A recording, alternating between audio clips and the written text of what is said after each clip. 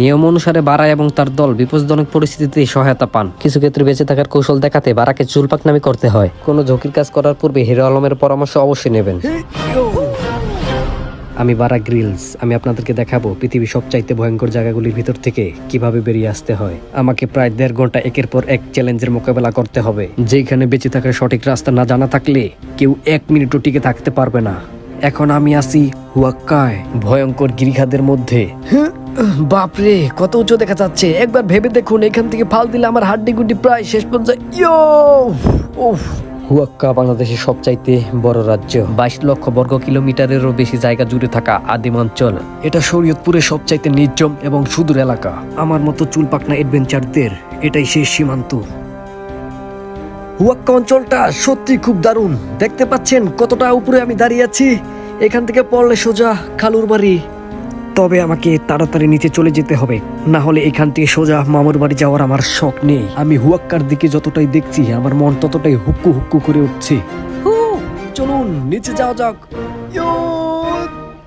বাপরে, অ্যাডভেঞ্চার করার সময় একটি কথা আপনাকে মাথায় রাখতে হবে, এটা কোনো খালুর বাড়ি নয়। চলুন যাওয়া যাক। আমি আসলে দুঃখিত, আমি ঢঙ্গি মেয়েদের মতো আউ করে ফেলেছি। অ্যাডভেঞ্চার করার পূর্বে আপনাকে একটি কথা সব সময় মাথায় রাখতে হবে, কখনো ঢঙ্গি মেয়েদের মতো আউ করা যাবে না। হুয়াক্কার আবহাওয়া দেখে মোটেও ভালো ঠেকছে না। এখানে কিছু দেখতে পাচ্ছেন? কিছুটা বাঁশের মতো দেখা যাচ্ছে, যেটা বাঙালিরা একজন আরেকজনকে দেয়। বাংলাদেশের বাঙালিরা বাস দেওয়ার ভিতরে বিশ্বের ভিতরে 12 নম্বরে স্থান দখল করেছে। এই যে দেখেন না, এই জায়গার যে মূলটা, এটা আপনি খেতে পারেন চাইলে। আমি খেয়ে দেখিয়ে দিচ্ছি। দারুণ খেতে, মিষ্টি লাগছে, কিছুটা আউখের মতো খেতে লাগছে।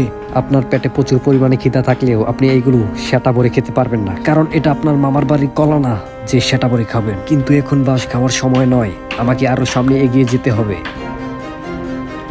ক্যামেরাম্যান একটু এদিকে দেখো, দেখতে পাচ্ছ এখানে ভাল্লুকের গু দেখা যাচ্ছে, তার মানে বুঝতে পারছো আশেপাশে কিন্তু ভাল্লুক আছে।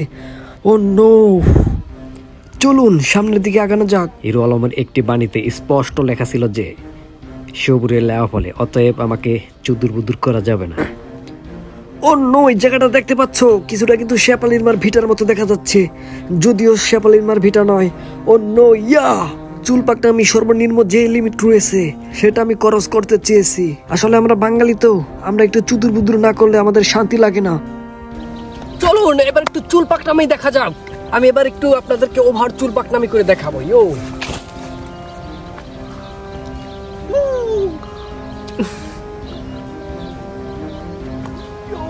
কেমন কেমন দেখছেন?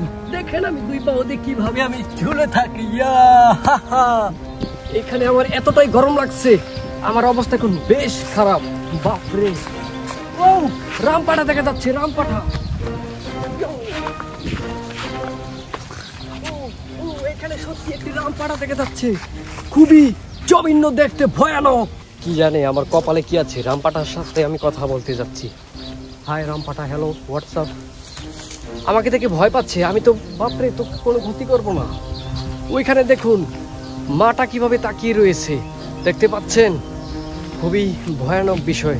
চলুন যাওয়া যাক। রামপাঠাটা প্রায় আমার এক বন্ধুর মতোই দেখতে। আমার সেই বন্ধুর ব্যবহার দেখলে আপনি বুঝতে পারবেন না যে ওই মানুষ না রামপাঠা। বাপরে, প্রায় 150 ফিট উঁচু থেকে লাগলো যে আমার হাড়গোড় শেষ।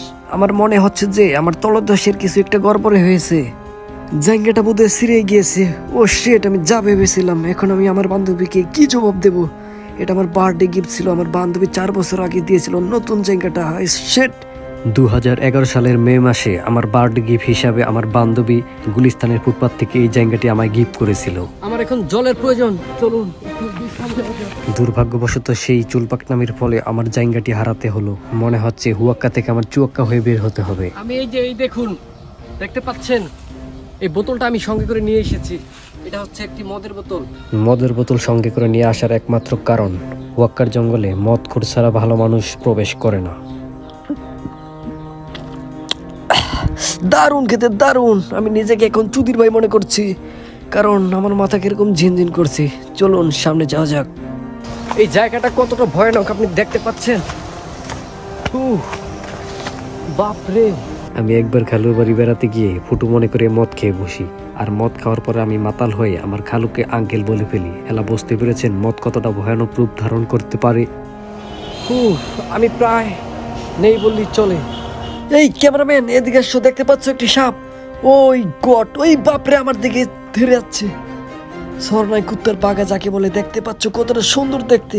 এটা এক কামড় দিলে আমার ভবলীলা সঙ্গ হয়ে যাবে সাথে সাথে। এটা দেখতে পাচ্ছ কত সুন্দর, এই যে একটু দেখো, ও মাই গড কতটা সুন্দর লাগছে। বাপরে, অ্যাডভেঞ্চার করার সময় এরকম সাপ সামনে পড়াটা খুবই ভাগ্যের বিষয়। এটা আপনার সৌভাগ্য বলতে পারেন।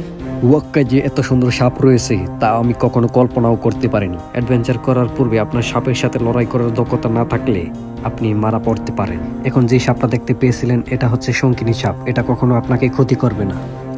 আমি হুয়াক্কা ফরেস্ট জয় করতে পেরেছি। ইয়েস, আমি জয় করতে পেরেছি।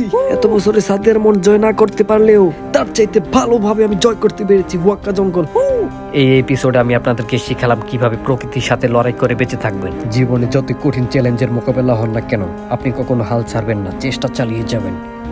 So everyone, if you like my video, follow my Notblog Facebook page and subscribe my RX Dipu YouTube channel. Thank you so much. দেখা হচ্ছে নতুন কোনো এপিসোডে। ততক্ষণ ভালো থাকুন, সুস্থ থাকুন, বাবা মার খেয়াল রাখুন। Bye bye.